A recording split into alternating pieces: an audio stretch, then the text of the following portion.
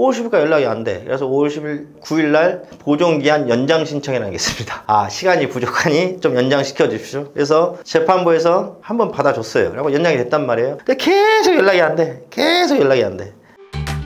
복잡한 채무로 고민 중이시라면 유튜브 채동 업무사와 해결해요. 여러분들 개인회생에서 실제 기각 폐지되는 중요한 것들, 이 주제를 가지고 한번 오늘 말씀을 좀 드려보겠습니다. 여러분들 개인회생 진행에 있어서 있잖아요, 기각되거나 폐지돼서 여러분들 인가를 못 받는 비율이 상당합니다. 이게 몇 %가 아니에요. 여러분들 제가 정확한 자료를 그때 봤는데 오늘 안 갖고 와서 제가 언뜻 본 것만 해도 거의 한 40% 육박 정도 하는 것 같거든요. 한 30%는 넘어가는 걸로 제가 봤어요. 그건 제가 다음에 정확하게 한번 확인해 드릴게요. 그러면 개인회생법에 이제 정확한 용어로 채무자 회생 및 파산에 관한 법률에 개인회생 기각 사유 등이 규정되어 있습니다. 여러 가지가. 그래서 여러 가지가 규정되어 있지만 보통 이제 좀 개인회생이나 개인 파산 이런 것들을 좀 하는 사무실들은 상담 과정에서 이분이 개인회생에 기각 사유가 있는지 등을 판단이 다 됩니다. 그래서 웬만한 건 다 걸러내요. 그렇기 때문에 실무상 주로 기각이나 폐지되는 것들 두 가지를 오늘 딱 좀 제가 두 개만, 거의 이것 때문에 일어나지 웬만큼 하는 사무실들은 다 걸러내서 다 여러분 상담실에 다 판단이 되거든요. 근데 진행이 됐는데도 이런 경우들에 대해서 말씀드릴게요. 일단 보존 공고에 대한 불응입니다. 이게 문제거든요. 이게 뭐냐면 어쨌든 간에 개인회생에 관한 많은 채무를 부담하는 분이 개인회생을 진행하면서 많은 관련 자료를 가지고 법원에 신청서를 들어가요. 그러면 법원은 보통 신청하고 2주, 한 달 내에 보존공고를 내립니다. 보존공고는 뭐냐면 법원이 궁금해하는 것들이에요. 신청 채무자가 뭐 통장 내역, 신용카드 내역, 지방세, 뭐 체납사 증명서 등등등등 관련서를 어마어마하게 냈거든요. 그런데 법원은 궁금하죠.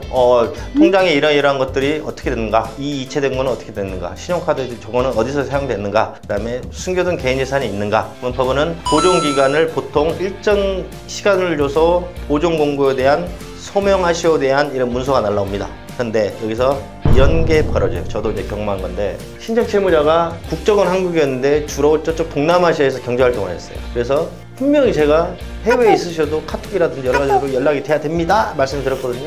저희한테 의뢰하시고 이제 접수 들어갔는데 해외 나가셨는가 전화도 안 받으시고 카톡도 안 되고, 그러면 이제 법원에서 보존고가 나왔단 말이에요. 만약에 5월 10일까지 소명하시오에서 막 문서들이 내려왔어요. 연락이 안 되니까 소명이 안 되는, 우리가 이제 할 수 있는 건 다 해서 넣었어. 5월 10일까지 연락이 안 돼. 그래서 5월 9일 날 보존기한 연장 신청해 놨겠습니다. 시간이 부족하니 좀 연장시켜 주십시오. 그래서 재판부에서 한번 받아줬어요. 그리고 연장이 됐단 말이에요. 근데 계속 연락이 안 돼. 계속 연락이 안 돼. 그래가지고 또 한 달 정도 있다가 또 기한이 다 됐어 하고 또 보존기한 연장 시켜서 우리가 또 집어넣었어요. 왜냐면 다 소명이 안 돼서. 그랬더니 회생위원님이 전화가 온 거예요. 지금 뭐 하시는 겁니까? 지금 얼마나 보존기한을 달라는 거야. 그러니까 이제 사정을 얘기했어요. 진짜 이게 해외에 계신 분이라 이렇게 연락이 안 된다고 막 미치겠다고, 막 핸드폰 번호 나중에는 뭐 번호도 바뀌었는지 받지도 않아요. 그래가지고 저희들이 깝깝해가지고 한번 봐주십시오 이랬더니 회생위원님이 그럼 일주일만 더 연장시켜 줄 테니까 이제는 무조건 기각입니다 그러더라고요. 우리가 불이 났죠, 불이. 그래가지고 그때 상담 올 때 그분 남자분이셨는데 누나하고 오셨어요. 다행히 그 누나 연락처를 저희들이 적어놓은 게 있어가지고 연락해가지고 막 해가지고 넣었어요. 만약에 그 연락이 안 됐으면 기각이었겠죠. 이렇게 채무자분들과 연락이 안 돼가지고 그 기간을 맞추지 않으면, 제가 만났던 회생위원님은 참 좋으신 분이어가지고 시간을 많이 해주셨지, 지금 회생위원님들 사건 많아가지고 지금 엄청 예민해집니다. 한두 번 딱 보존고 내렸는데 응하지 않아? 기각 바로 나와요 여러분들. 이렇게 해서 여러분들 채무자와 연락이 안 돼서 보존공고의 기한을 준수하지 않는 경우, 그 다음에 두 번째 경우, 보존공고가 내는 채무자 연락은 잘 돼요. 근데 통장에서 어마어마하게 이분이 만약에 쉽게 해서 뭐 카드깡을 했다든지, 대포통장이죠. 누가 돈 빌려줘갖고 거기서, 그 다음에 사업자명을 빌려줘갖고 별의별 돈이 막 어마어마한 돈이 왔다 갔다 해요. 소명이 이제 불가, 이게 안 돼. 그 다음에 저한테 이러는 거예요. 내가 통장 빌려줬는데 거기 돈들이 막 어마어마하게 왔다 갔다 해요. 어마어마하게. 어떤 분들은 이런 분들도 계세요. 인터넷 도박인데 인터넷 접속한 그 사람들이 다 넣어 하고 이 돈이 또 어떤 사람들한테 쫙 나가. 근데 이분은 아예 몰라, 누군지. 아예 몰라. 소명 안 되잖아요 이제.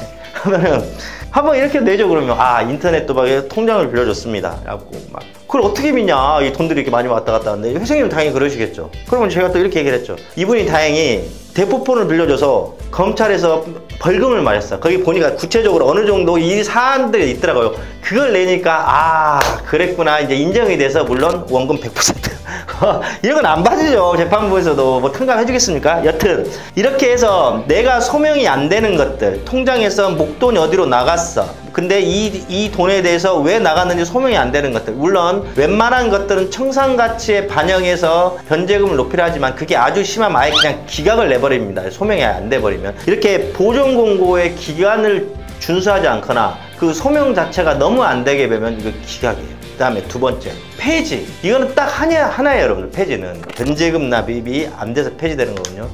이건 참 안타깝죠, 여러분들. 우리가 변제금은 개인회생 신청서 접수하고 3개월 이후부터, 그때부터 이제 한 달에 얼마씩 납입하거든요. 그런데 여러 가지 이유가 있어요. 원래 처음에 예상했던 변제금 그대로 갔음에도 불구하고 개인회생 신청자가 소득이 갑자기 줄어들었던지 어찌됐든 다른데 목돈이 나가야 되는지 해서 이 돈을 못 내서 인가도 안 내주고 결국에는 폐지를 시켰는가. 인가 이후라도 변제금을 3회 이상 납입하지 않으면 서울회생법원 실무주축에는 폐지할 수 있는 근거 규정이 있거든요. 최저생계비로 내가 살아야 되는데 그 최저생계비로 살 내가 준비가 안 돼 있어서 그 변제금을 못 내서 폐지되는 경우들, 혹은 한 번씩은 사무실에서 언제부터 납입해야 되는지를 정확히 알려주지 않거나 게시결정이 나와서 가상계좌번호를 정확히 인지시켜주지 않는 경우 등등. 여튼 변제금이 미납되면 무조건 폐지입니다. 근데 한 번 미납돼서 폐지된 게 아니라 보통 3회 이상 미납이 되고, 그러면 3번만 미납이면 폐지는 아닙니다. 여러분들 보통 보면 4회에서 폐지시키는 것도 일부고요. 근데 보통 5, 6, 7회 정도거든요. 여튼 개인회생 기각은 주로 보존공고 불응, 그 다음에 폐지는 변제금 미납. 개인회생 진행하실 때 이 두 가지는 반드시 내가 지킨다는 생각으로 준비하셔야 됩니다. 재무 고민